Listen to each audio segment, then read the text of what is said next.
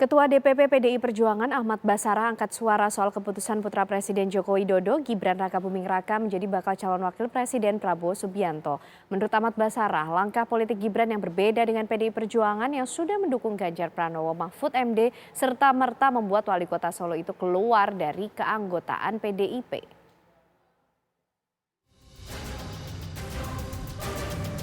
Ketua DPP PDI Perjuangan Ahmad Basarah angkat suara soal keputusan putra Presiden Joko Widodo, Gibran Rakabuming Raka, menjadi calon wakil Presiden Prabowo Subianto.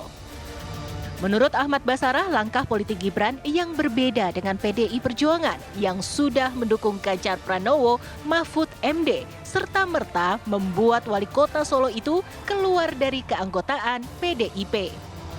Basarah mendesak Gibran untuk mengundurkan diri. Nah, di dalam konteks aturan main berpartai itu, Mas Gibran selaku kader partai, apalagi yang sudah mendapatkan tugas sebagai wali kota Solo, dia harusnya tahu persis aturan main di dalam organisasi partainya, PDI Perjuangan, mulai dari ADRT maupun partai-partai politik lain. Di dalam konteks Pilpres, PDI Perjuangan telah memutuskan capres dan cawapresnya sesuai dengan aturan yang berlaku dalam kaidah kepartaian kami, yaitu menetapkan Mas Ganjar dan Prof Mahfud sebagai capres-cawapres. Maka seharusnya seluruh kader partai mematuhi, mengikuti dan mendukung keputusan resmi PDI Perjuangan itu. Maka ketika Mas Gibran mengambil pilihan lain, yaitu mencalonkan dirinya sebagai calon wakil presiden, bertentangan dengan garis keputusan politik partai, maka dengan sendirinya dia tak keluar dari aturan main kepartaian itu.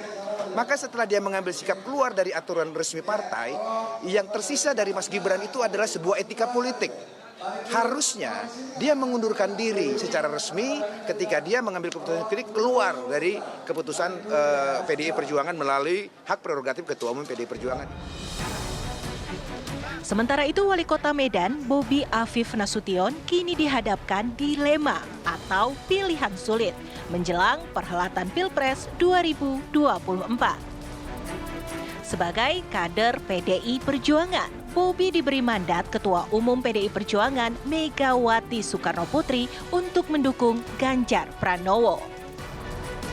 Dilema nggak nanti? Mas Gibran kan sama Mas Prabowo, sementara Mas juga ditunjuk sebagai juru kampanyenya Pak Ganjar, gitu bagaimana Mas? Itu setelah nanti ya komentarnya lah ya. Mudah-mudahan nanti tidak dilema. Ada rencana nanti pindah partai, Mas? Apa? Ada rencana pindah partai nanti, Mas? Harus pindah-pindahnya. Nanti. Jauh-jauh hari, Bobi telah ditunjuk sebagai juru kampanye atau jurkam Ganjar Pranowo, Mahfud MD, bersama dengan kepala daerah PDI Perjuangan lainnya.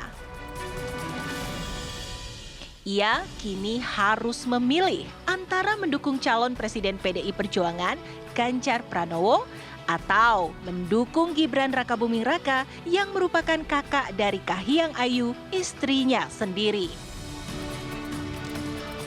Saat ini hanya Bobi yang berada di jalan yang berbeda. Adik dan kakak iparnya, Kaisang Pangarep dan Gibran Rakabuming Raka, kini sudah berada di barisan Prabowo Subianto. Pengamat politik Ujang Komarudin berpendapat Bobi akan berada di barisan yang sama dengan adik dan kakak iparnya di Pilpres 2024. Yaitu mendukung Prabowo Subianto. Bobi akan bergabung ke koalisi Indonesia Maju. Kenapa? Karena mereka satu keluarga, satu rumah yang harus saling menguatkan, yang harus saling membesarkan, yang harus saling memenangkan, dan yang harus bersatu.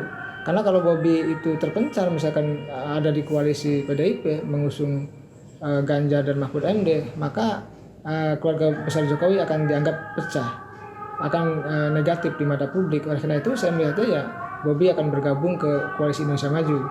Nah dalam konteks itu maka ada konsekuensi yang harus diterima oleh Bobi seandainya misalkan bergabung dengan koalisi Indonesia Maju mengusung Prabowo dan Gibran. Ya tentu kalau tidak mundur ya dipecat di partainya. Hingga saat ini, Bobi Nasution masih menjadi kader PDI Perjuangan dan belum ada mengajukan pengunduran diri dari kader Partai Banteng Moncong Putih itu. Namanya juga santer disebut akan didorong PDI Perjuangan untuk maju sebagai bakal calon gubernur Sumatera Utara. Tim TV One mengabarkan. Jadi bagaimana sikap PDI Perjuangan terhadap Gibran Rakabuming Raka? Adakah masih ada posisi tawar-menawar? Bagaimana pula dukungan Putri Presiden keempat Republik Indonesia Abdurrahman Wahid Gus Dur Yeni Wahid terhadap pasangan Ganjar Pranowo dan Mahfud MD di Pilpres 2024. Ya, padahal sebelumnya jauh-jauh hari Yeni sempat menyambangi kediaman calon presiden dari Koalisi Indonesia Maju, Prabowo Subianto. Sudah bergabung bersama kami pemirsa, ada pakar politik Profesor Burhanuddin Muhtadi dan juga Muhammad Kodari. Selamat sore, selamat petang Bapak-Bapak semuanya. Sore kan? Sore. Oke. Nah, kita bahas satu persatu nih Mas Burhan, Mas Kodari. Saya mau ke Mas Kodari terlebih dahulu. Kalau kita lihat dari pernyataan Ahmad Basarah tadi ini seakan-akan menyatakan kalau Gibran ini otomatis sudah keluar dari PDI karena arahnya sudah jelas-jelas berbeda dengan PDI. Tapi apakah juga bisa diartikan PDI menunggu Gibran mengundurkan diri, Mas Kodari? Ya, saya kira dari PDI Perjuangan ini sebetulnya ada beberapa sinyal ya yang pesannya itu tidak sepenuhnya koheren kalau menurut saya. Misalnya kita mendengarkan dari Pak Komarudin Watubun itu mengatakan otomatis mundur dari PDI Perjuangan. Ada juga dari Mas Basarah tadi yang mengatakan ya harusnya juga mundur, tapi ada juga Mbak Puan yang mengatakan ya pamit tapi KTA-nya masih anggota, tidak mundur, dan ya itu biasa saja jadi cawapres. Dan terakhir barusan dari Mas Hasto sebagai sekjen, ya nada dasarnya juga tidak tegas-tegas mengatakan sudah mundur begitu. Jadi memang kita sebagai yang di luar ini sebetulnya agak sulit untuk mengambil kesimpulan ya sebetulnya apa yang terjadi, dan menurut saya sih memang tidak mudah bagi PDI Perjuangan untuk mengambil sikap yang jelas dan tegas. Artinya kalau misalnya betul-betul dilepas, dipecat, tentunya kemudian hubungan dengan Gibran ini, dengan Pak Jokowi ini betul-betul putus. Tetapi kalau dibiarkan tetap di dalam, tidak dipecat misalnya, maka kemudian itu akan menimbulkan semacam ada dualisme sikap antara kepada Gibran misalnya dan kepada Pak Jokowi, dan dibandingkan dengan misalnya apa yang terjadi dengan Budiman Sujatmiko yang waktu itu mendukung Pak Prabowo Subianto begitu. Nah ini kan jawaban yang sesungguhnya belum bisa kita pastikan karena kita posisi di luar dan kita menunggu proses yang terjadi di PDI Perjuangan. Saya kira begitu yang bisa dianalisa. Kalau versi Mas Burhan, bagaimana posisi PDIP menyikapi kadernya sendiri Gibran Rakabuming Raka yang berada di rival Ganjar? Apakah memang harus tegas kalau memang mengundurkan diri, kalau memang dipecat, atau seperti apa Mas seharusnya? Ya, memang ada kegamangan di antara elit PDI Perjuangan terkait dengan treatment apa, respon apa yang mereka ambil buat Gibran. Dan menurut saya kegamangan tersebut berkaitan dengan satu disiplin partai yang harus diterapkan tanpa pandang bulu, baik pada Gibran atau kepada kader lain. Sudah banyak contoh yang terjadi, misalnya tadi Mas Kodari menyebut nama Budiman Sujatmiko, sebelumnya ada seperti Murad Ismail, Gubernur Maluku, yang dicopot posisinya sebagai Ketua DPD PDI Perjuangan Maluku karena istrinya maju melalui caleg partai lain, termasuk juga dalam banyak kasus pilkada. Kader lain yang meskipun menang sekalipun, tetapi maju melalui partai lain dipecat tanpa ampun. Ya. Nah, dalam kasus Gibran, sepertinya sikap PDI Perjuangan terlalu lunak. Jadi kita menangkap semacam mixed signal. Dan menurut saya itu terkait dengan dua hal ya. Yang pertama adalah efek Presiden Jokowi yang terlalu besar secara elektoral kepada PDI Perjuangan. Jadi survei terakhir indikator yang kita rilis kemarin, ada 25% masyarakat yang mengatakan intensinya untuk memilih PDI Perjuangan, dan dari 25% tersebut, alasan terbesar kedua, sekitar 24% orang memilih PDI Perjuangan karena suka Presiden Jokowi. Dan kebetulan hanya 2,2% yang memilih PDI Perjuangan karena suka Ibu Mega. Alasan paling banyak 28% karena faktor sudah terbiasa memilih partai ini. Tetapi selisih dengan yang memilih PD Perjuangan karena faktor Pak Jokowi itu terlalu sedikit. Artinya PD Perjuangan sangat bergantung secara elektoral kepada Pak Jokowi. Jadi kalau misalnya Gibran dipecat dan itu menimbulkan disasosiasi antara keluarga Pak Jokowi dengan PD Perjuangan, itu yang rugi adalah PD Perjuangan. Nah, makanya kemungkinan treatment yang keras terhadap Gibran mungkin akan difikskan kalau pemilu sudah selesai. Nah, itu yang pertama. Yang kedua adalah kalau misalnya Gibran dipecat, dikhawatirkan akan menimbulkan efek melodramatik dan itu akan menguntungkan Gibran.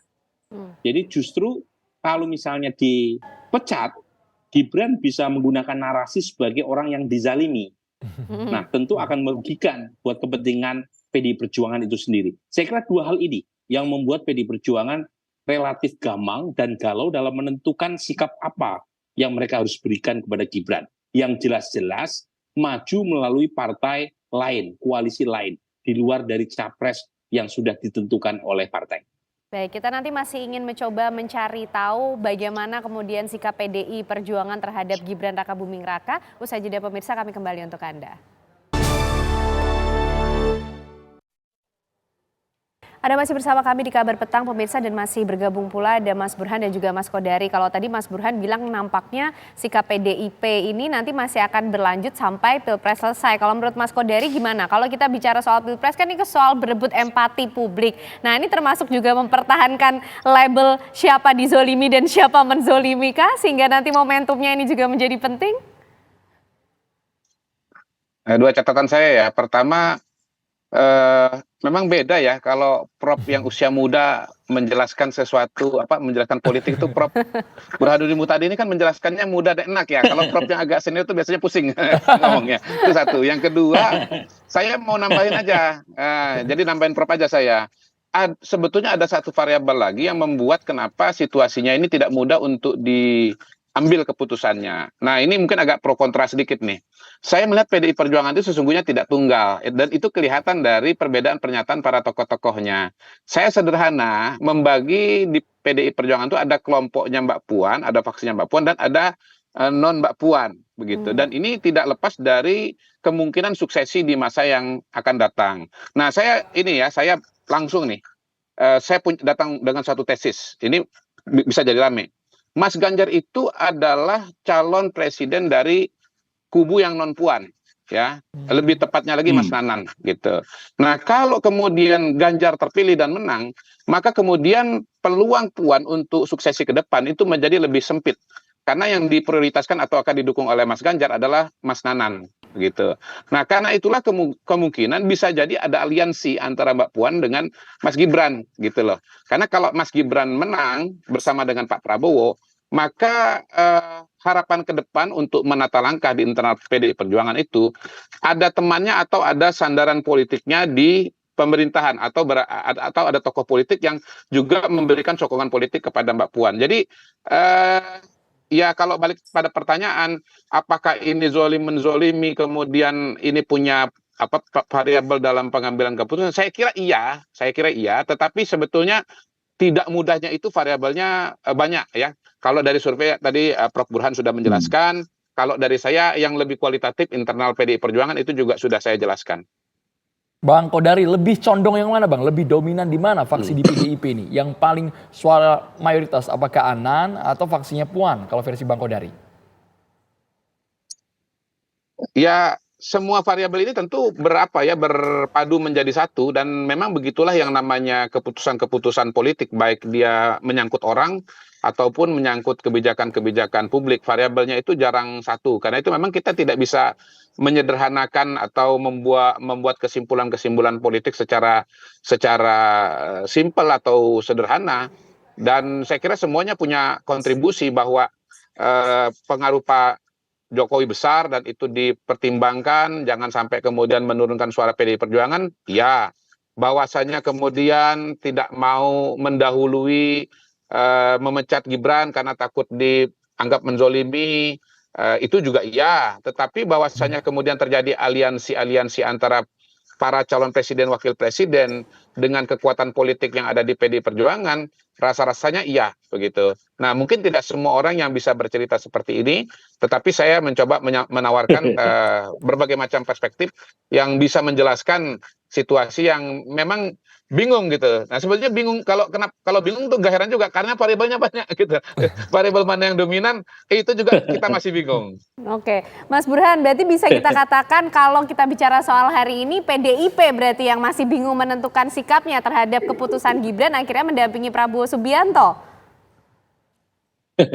Sebenarnya Mas Kodari tadi sudah mulai membuka jeroan PD Perjuangan terkait dengan rivalitas internal yang menurut saya juga punya efek terkait sikap apa yang layak untuk diambil terhadap Gibran. Dan memang kalau kita lihat Mbak Puan dan faksinya itu relatif lebih lunak. Jadi relatif lebih realistis melihat segala kemungkinan termasuk tidak memberikan hukuman keras kepada Gibran. Tetap mengakuinya sebagai kader PD Perjuangan meskipun maju bersama partai lain. Dan sikap ini berbeda misalnya kalau kita bandingkan dengan politisi yang istilahnya Mas Kodari tadi menjadi bagian dari faksi Mas Nanan, Mas Prananda. Nah pertanyaannya siapa yang punya keputusan akhir untuk menentukan sikap politik PD Perjuangan? Ya tentu Ibu Mega. Ya. Nah per hari ini Ibu Mega belum mengambil keputusan apapun terkait dengan Gibran, dan menurut saya bukan berarti Ibu Mega tidak terluka. Kemungkinan besar ada luka, tetapi kesabaran harus diambil untuk melihat atau mempertimbangkan keputusan yang lebih strategis, yaitu suara partai di 2024. Dan per hari ini suka tidak suka, diakui tidak diakui, PD Perjuangan sangat bergantung kepada Pak Jokowi. Ya. Dan memang ada faksionalisasi di internal partai, itu pasti, itu terlihat sekali. Tetapi keputusan harus diambil dengan melihat seberapa besar manfaat buat PD Perjuangan. Terutama terkait dengan Pileg, karena bagaimanapun Pilpres juga bersamaan dengan Pileg. Yang kedua terkait dengan keputusan pasca 2024. Jadi ini yang membuat PD Perjuangan seperti galau, seperti gamang, dalam menentukan treatment atau respon terhadap Gibran yang menurut saya memang jelas-jelas melanggar disiplin partai. Tetapi sepertinya responnya tidak setara ya dengan apa yang diterima oleh Budiman Sujatmiko misalnya. Oke. Mas Burhan, kalau diksinya kami ubah Mas, bukan galau tapi PDIP ketar-ketir. Kalau Gibran sudah belum diambil keputusan untuk Gibran, ini berpotensi untuk menggerus suara PDIP di lumbung-lumbung suara Banteng Moncong Putih. Betul, jadi memang kita lihat ya kalau disebut ketar-ketir menurut saya masuk akal juga, terutama ancaman elektoral ya. Jadi kalau kita persentasekan 24% dari 25%, itu kan artinya 1/4 suara PD Perjuangan bergantung pada Pak Jokowi ya. Jadi kalau sekarang PD Perjuangan mendapatkan 25%, berarti 1/4-nya kan antara 6-7% suara PD Perjuangan yang bisa hilang. Dan artinya kembali kepada perolehan PD Perjuangan di tahun 2009 sekitar 14 sampai 18%. Nah itu kan cukup lumayan. Apalagi kalau kemudian dinarasikan PD Perjuangan menzalimi Pak Jokowi dan Gibran. Efeknya bisa berlanjut. Jadi menurut saya sih PD Perjuangan cukup taktis dalam menyikapi isu ini. Apalagi kan istilahnya pendukung Gibran, kalau misalnya Gibran tetap dipertahankan sebagai kader PD Perjuangan, berarti kan PD Perjuangan put eggs into basket.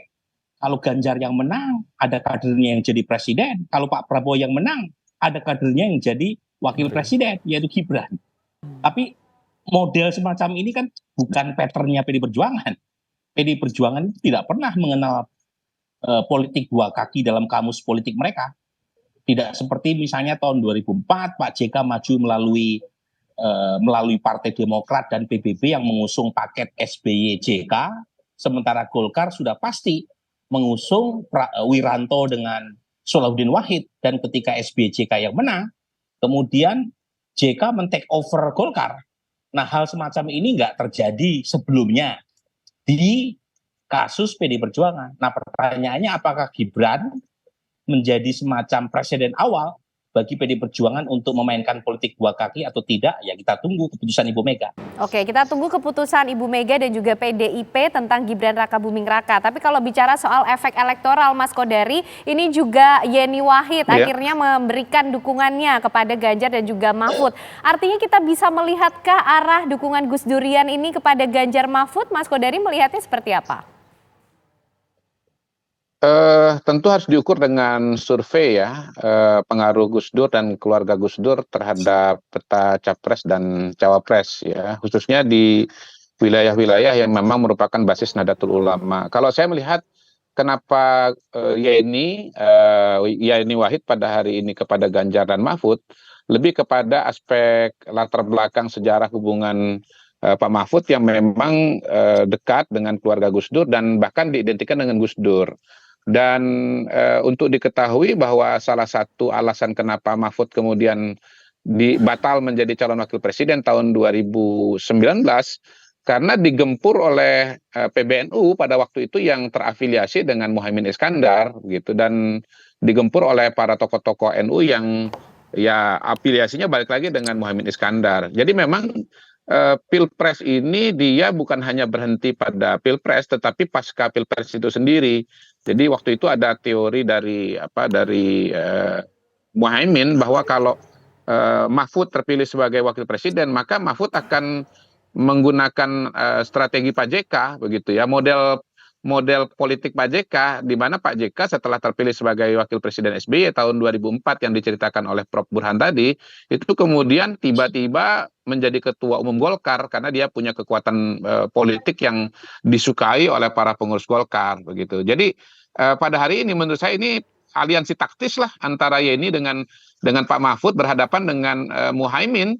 Jadi kalau Pak Mahfud terpilih sebagai wakil presiden, maka kemudian peluang Muhaimin dan peluang Pak Mahfud dan Yeni Wahid untuk kembali take over PKB itu menjadi besar begitu. Jadi soal pilihan presiden dan wakil presiden bukan cuma soal sekedar menang atau tidak menang, bukan cuma sekedar soal afiliasi politik dan kedekatan politik pribadi, tetapi sesungguhnya juga berkaitan dengan suksesi di masing-masing partai politik. Jadi pada titik ini saya melihat kegalauan atau penyikapan terhadap Gibran itu agak mirip dengan Yeni dengan Mahfud begitu loh, bahwa ada kalkulasi suksesi di PDIP dan di PKB bagi masing-masing tokoh ini. Mas Burhan, angka yang kemarin Mas Burhan paparkan Jawa Timur masih dipegang oleh Ganjar Pranowo. Sekarang Yeni Wahid, Mas, kami juga nggak nyangka. Betul. Ternyata berlabuhnya ke Ganjar Pranowo bukan ke Prabowo Subianto. Apakah ini akan mampu memperkuat, mengokohkan posisi lumbung suara di Jawa Timur tidak tergoyahkan sama sekali, Mas Burhan? Sebenarnya kita harus menunggu lebih sabar ya. Data terakhir saya keunggulan Ganjar Mahfud di Jawa Timur itu selisih sekitar 6% dibanding perolehan suara Pak Prabowo. Memang Pak Prabowo menggandeng Gibran yang DNA-nya itu bukan NU ya. Tetapi Pak Jokowi dan Gibran itu sangat dekat dengan kubu NU. Jadi ini pertarungan bukan hanya melibatkan antara Anies Muhaimin dan Ganjar Mahfud, tetapi Jawa Timur juga sangat potensial untuk digarap oleh Prabowo Gibran. Nah, untuk wilayah Mataraman, wilayah yang relatif basis abangan nasionalis, itu kemungkinan besar diperebutkan antara kubu Prabowo dan Prabowo Gibran dengan Ganjar Mahfud ya. Tetapi untuk wilayah Tapal Kuda, wilayah Arek dan Madura, lagi-lagi Pak Prabowo cukup lumayan kuat terutama di Madura, dan pesaing utamanya sebenarnya adalah Anies ya, di wilayah Madura dan Tapal Kuda. Jadi menurut saya masih sangat menarik. Nah, per hari ini meskipun Anies sudah menggandeng Muhaimin, itu ternyata daya tarik elektoralnya di kalangan warga NU dan PKB belum cukup mencengangkan. Baru sekitar 14% pemilih Jawa Timur yang memilih Anies Muhaimin. Nah, yang kita ingin tunggu adalah efek Mbak Yeni. Nah, survei terakhir saya, Mbak Yeni tingkat kedikenalannya masih relatif kecil, ya, masih jauh lebih kuat Hovifah Indar Parawangsa, dan tingkat kedisukaan dan approval rating Hovifah itu juga jauh lebih gede. Jadi menurut saya yang kita perlu tunggu adalah sikap PBNU Gus Yahya, sama Rois Am, Miftahul Ahyar, Kiai Miftahul Ahyar, kemudian Khofifah Indar Parawangsa, karena beliau adalah Gubernur Jawa Timur, Baik. dan sekaligus approval ratingnya hampir 90%. Jadi dua pihak ini yang menurut saya efek elektoralnya akan sangat menentukan. Baik. Siapa yang bisa menggait ya dukungan terutama dari Kiai Hos plus Khofifah Indar Parawangsa, itu yang akan mendapatkan daya ungkit elektoral yang kuat. Baik, nampaknya masih banyak dinamika politik yang menyimpan misteri yang masih kita harus tunggu waktunya. Tapi terima kasih Mas Burhanuddin dan juga Mas Kodari sudah bergabung bersama kami di Kabar Petang hari ini. Sehat selalu semua.